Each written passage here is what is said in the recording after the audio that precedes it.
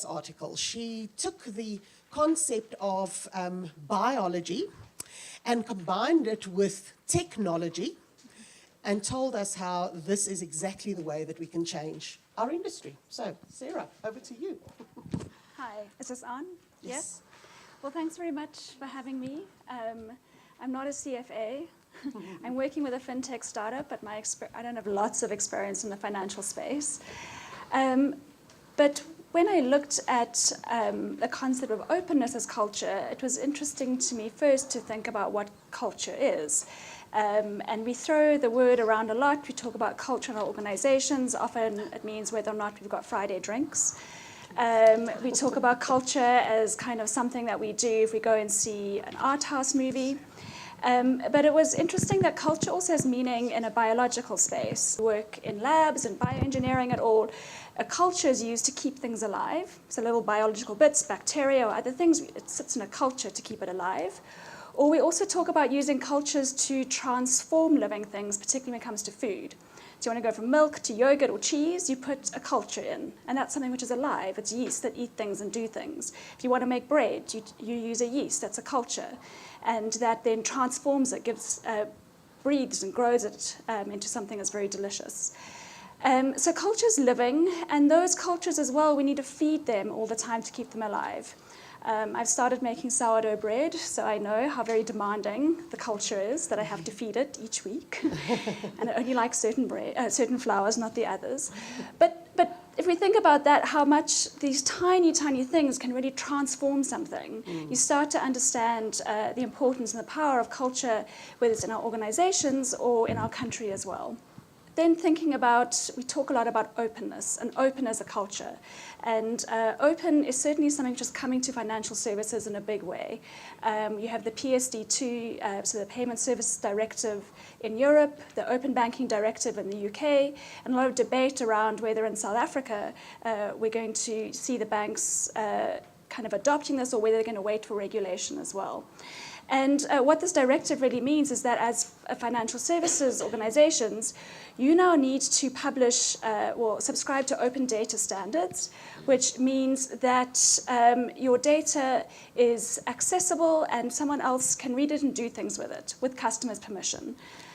This means if anyone's might have used an app called 22/7 before, so you've got relationships with all these different banks, but you can't see it in one place. You've got a sense that all these things kind of talk to each other, but you have to go and speak to someone else to do it or download all your statements, all at different dates, most in PDFs. You can't do anything with it. But you can use something else which can pull all that information together and maybe look at that data and do interesting things with it. Lots of these services developing in Europe and some more of them developing in South Africa. And so we've got this sense of openness coming. People talk a lot about the importance of open technology and open source. But whether or not open is a threat to your organization or something that really transforms your organization, I think has a lot to do with culture. And I think coming back to what you were talking about with discussions around diversity or even how we are as a country, people talk about culture as well as your espoused theory versus your theory in action, which means the things we say we're about and what we do, which reflects what we're actually about. So when it comes to diversity, we can say we're all for equal opportunity, but then whether we do blind panels, such as was done here, that's the action that we take to represent, are we actually acting in an equal opportunity way? And the same thing when it comes to open tech, the use of open and whether we're going to adopt it as a technology practice is not just something that the IT department is doing that's going to change, make an organization successful or not.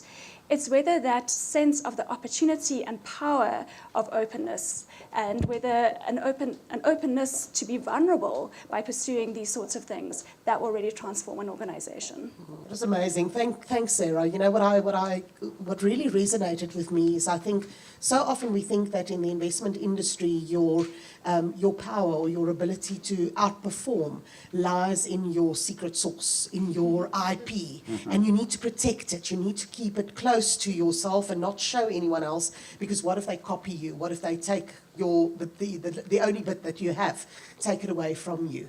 And I think what Sarah's article showed so clearly is how the extent to which you actually open yourself up and allow other people to build on your successes and take your ideas even further leads to much bigger successes for yourself and for your own organization than when you have this sort of protective mentality, the scarcity mentality of I've got to keep the little bit that I have to myself. So I really would encourage you to embrace, I think, the thoughts that are in there and say, how can I apply that in my own life, in my own job, in my own firm, because I think that really is the best example of how this open culture can really transform the finance and investment industry.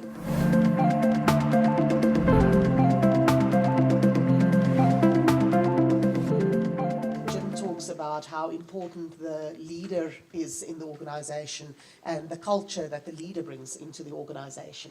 Anne, thank you. I'm not going to talk about his article, I'm going to talk about Jim Ware and my experience with Jim Ware. And if you haven't met Jim Ware, that means your asset management company is probably fairly stable. Because who is this Focus Consulting Group, and what do they do? We had him here for a week, from the US, he's American. I, by the way, have probably spent more time in South Africa than most of you, except for old Arthur here. Old Arthur here. I'm not going to talk about his article, I'm going to talk about Jim Ware and my experience with Jim Ware. And if you haven't met Jim Ware, that means your asset management company is probably fairly stable. Because who is this Focus Consulting Group, and what do they do? We had him here for a week, from the US, he's American. I, by the way, have probably spent more time in South Africa than most of you, except for old Arthur here. Old Arthur here.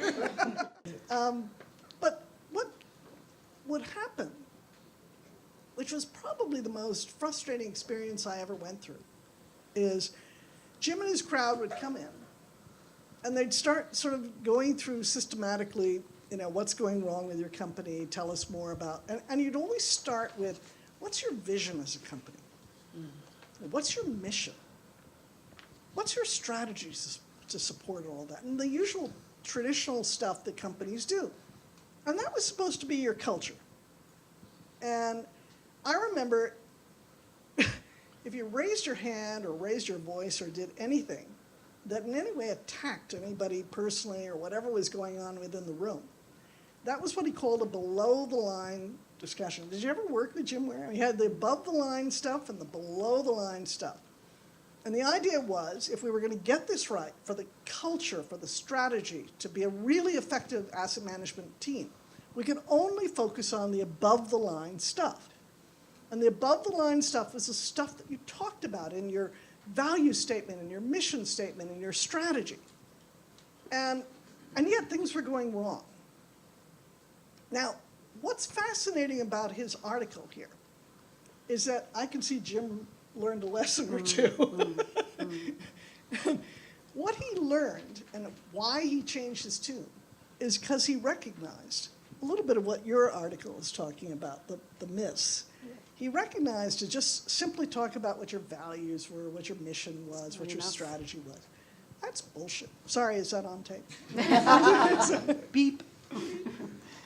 It really isn't what it's all about. And he talked about these three things. What he calls the ESOF. The experiences, stories, the actions, and the results. And who is he talking about? He's talking about leadership. He's talking about who actually is guiding this ship.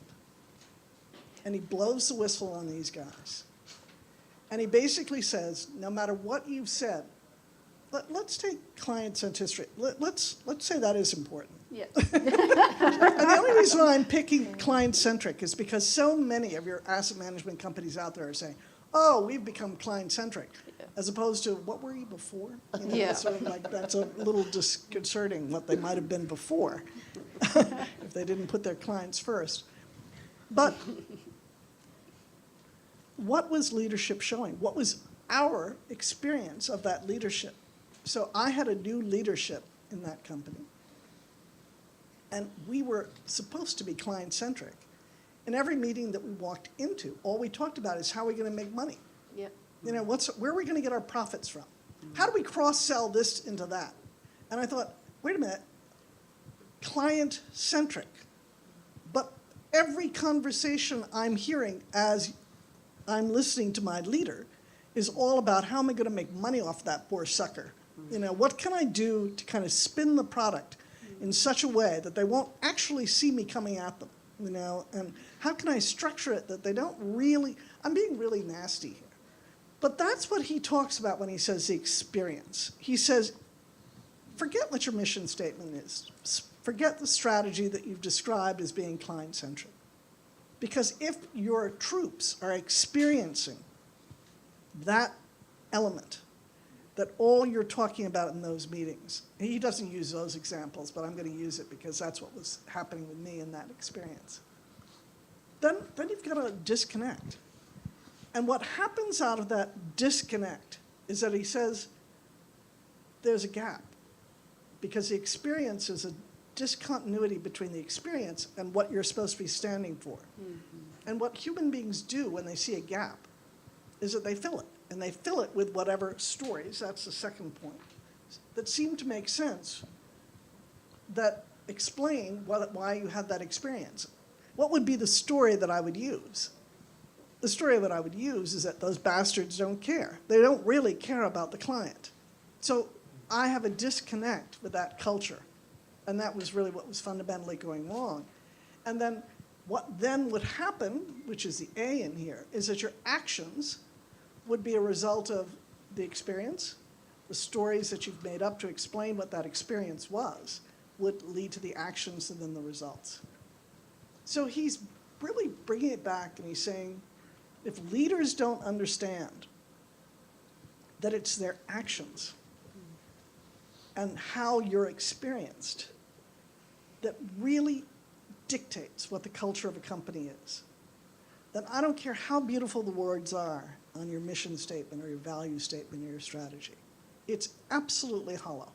Yep. It's actually how you walk the walk and how people experiencing, you. And I think I gave you an article. Did you ever get a chance to read that one that I sent today? Because it made exactly that point. That Yep.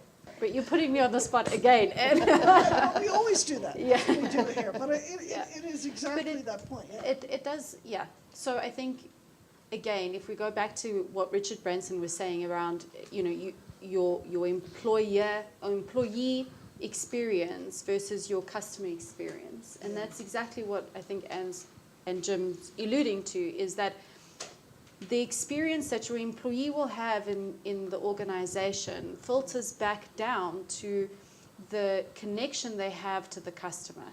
And they will sense the inauthenticity. Because you spent a lot of time around authenticity culture too. So now I'm sitting there and I'm in that meeting room and everyone's talking about profitability, but I know that going back to the customer, I need to convince them to buy the product, which might not necessarily actually put them in a better position. And the customer is going to sense it, because you as an employee, when you're talking to that person, you're not talking with that authentic voice. You're not believing what's actually what you're saying, that somebody else has fed you.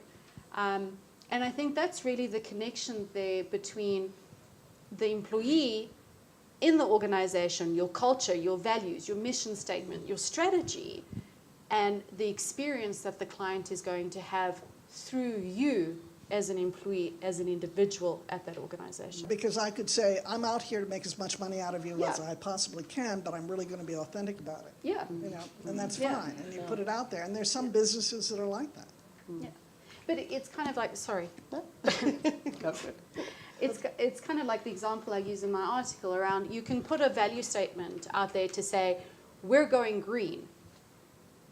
But when you go back to your organization, I remember when we said that.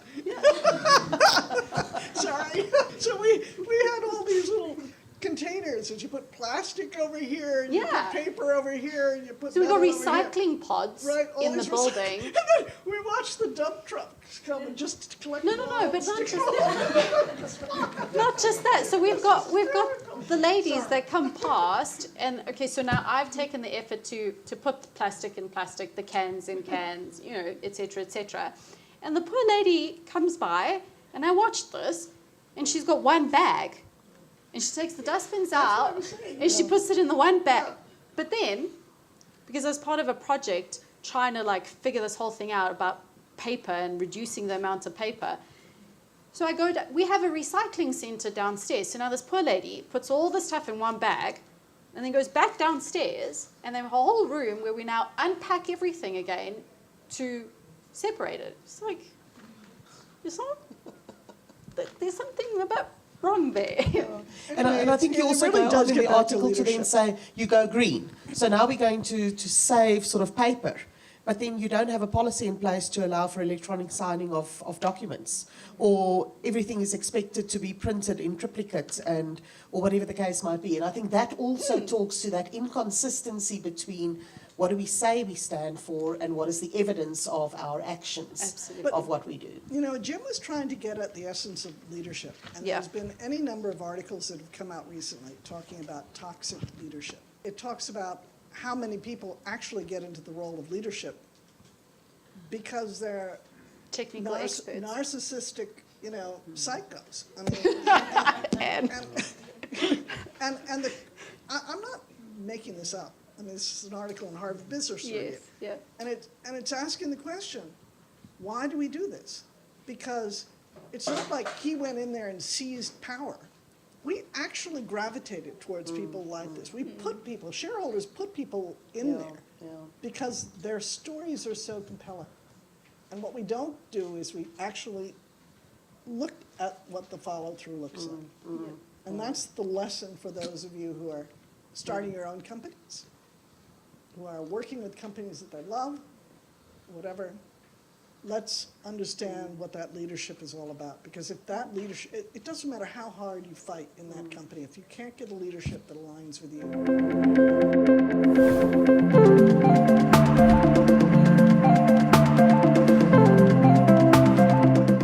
So Jessica is a mother of the cutest little 5.5-month-old baby, and he's lying right back there. He's with us here tonight. We bring them into the conversation from a very young age. So, Absolutely. Jessica, over to you. Excellent, thank you so much. So just to follow you, I'm also not a CFA, although I do work in the financial services industry. I want to start by just sharing a little bit of my personal story. No matter where I went, there was this underlying sense of frustration with the status quo. And hands up, how many of you today feel that? How many of you feel frustrated, irritated, a little bit negative? You want to see a change. And that's essentially where my journey to develop this passion for culture came from, was because I felt completely disempowered. I just wanted to see some change in my surroundings. But I knew that I couldn't give the power over to somebody else because the power actually lies within us, but I had no idea where to start. So I decided to do my BA degree in psychology, and running through the list of other majors I could choose, one of them was anthropology, which I had never heard of before.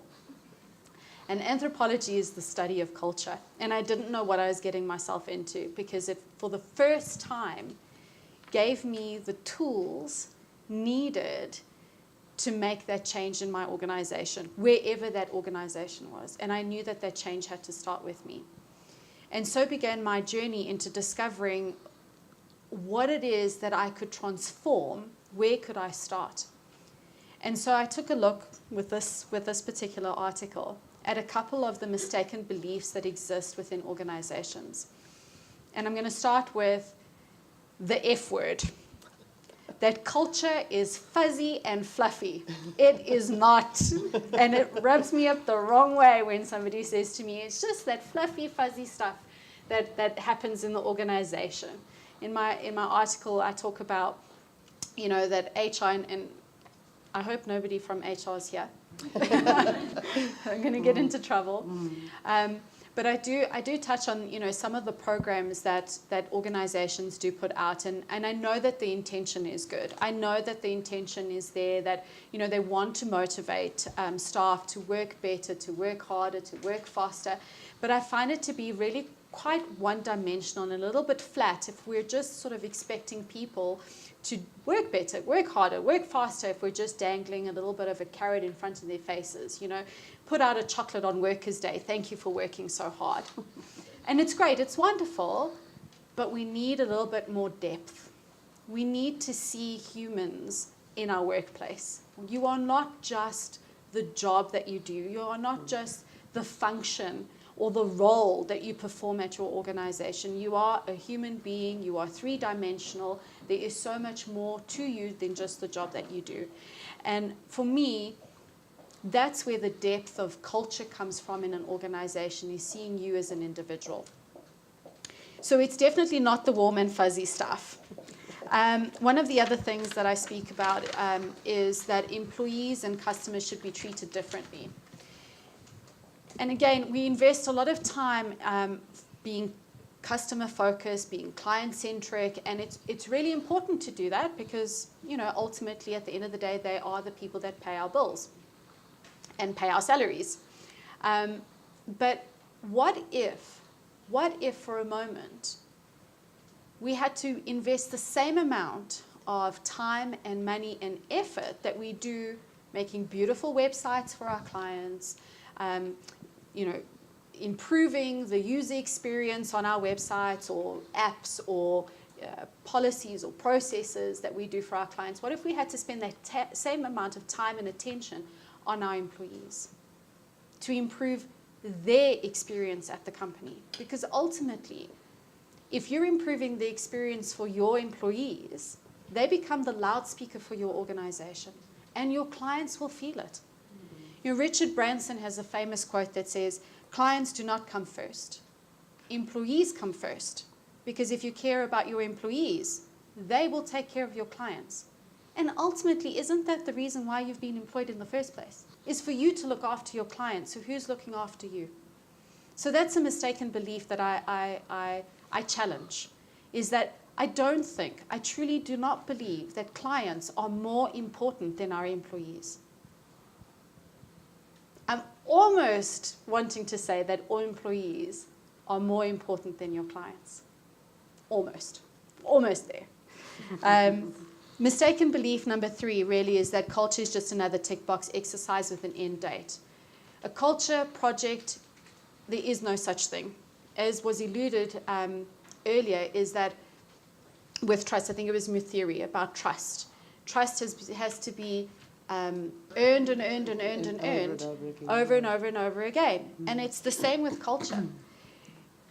Again, if we have a look at employees as being human, individuals, unique, diverse, then we've got to understand that culture is not something that you just implement and walk away from. Because ultimately, there's a constant ebb and flow of human beings that join and leave your organization. And ultimately, those are the employees that have an effect in your organization. Hopefully, people are not stagnating. You are all here growing, developing, learning, and maturing within your organization. And so your needs change and evolve over time.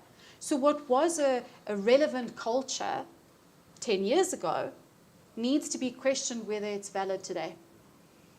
And there's obviously external factors that might be out of your control, such as the economic climate, regulatory requirements, customer spending habits, and of course technology. I think we've spoken ad nauseum, as Muthiri says, there's articles published constantly around gender diversity, equally the fourth industrial revolution and the changing world of work and technology and how it impacts us. We need to take into consideration that technology is evolving at such a fast rate that we need to combine that same thinking when we're thinking about culture. You need to see it as a what do I want to say? A process flow. Yep. It goes round and round and round and round in a lean startup approach, you know. You've got to constantly reiterate, see what it is that's wrong, find a way to fix it, and then test it. Is it actually working? And constantly go round and round that circle. It's not a project with an end date. And so by flipping the switch from being product orientated or product focused to solution focused, you're able to really switch up your culture to something that's creative, which was mentioned as being one of the reasons why they love that culture, to autonomy, because you're not so focused on playing within that rule box. Yeah. By looking at a hole in the wall, I want to make a hole in the wall, you're now opening your mind up to innovative solutions, such as maybe there's a laser pointer that I can point at the wall and whoops, there it makes a hole. It just allows you to think outside the box. So yeah, that's my article in my workshop. Excellent. Thanks, Jessica.